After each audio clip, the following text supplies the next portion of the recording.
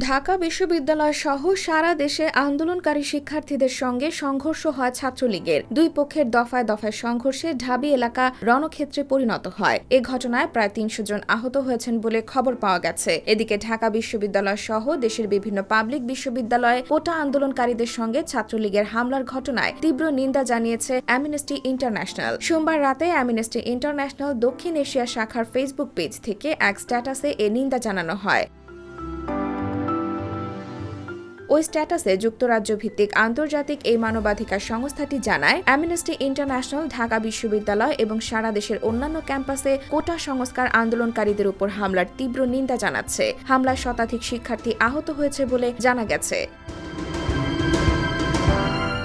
তারা অবিলম্বে শান্তিপূর্ণ বিক্ষোভকারীদের নিরাপত্তা এবং আহতদের যথাযথ চিকিৎসা নিশ্চিত করার জন্য বাংলাদেশ সরকারের প্রতি আহ্বান জানান। স্ট্যাটাসে আরও লেখা হয়, বাংলাদেশকে অবশ্যই আন্তর্জাতিক আইন ও নিজস্ব সংবিধানের অধীনে জনগণের মত প্রকাশের স্বাধীনতা ও শান্তিপূর্ণ সমাবেশের অধিকারকে সম্পূর্ণভাবে সম্মান করতে হবে। পাশাপাশি শান্তিপূর্ণ বিক্ষোভকারীদের সুরক্ষা দিতে হবে।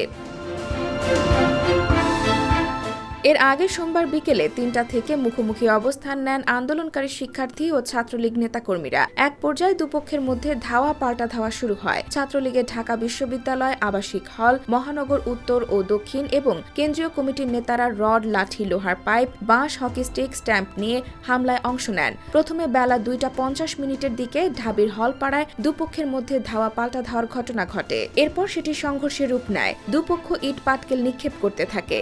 কোটা সংস্কার আন্দোলনকারীদের হাতেও লাঠিসোঁটা দেখা গেছে।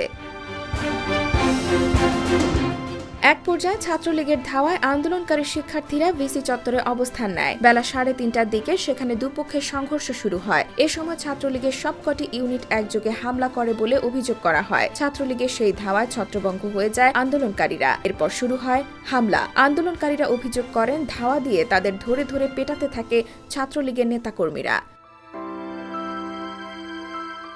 IBTV USA, New York।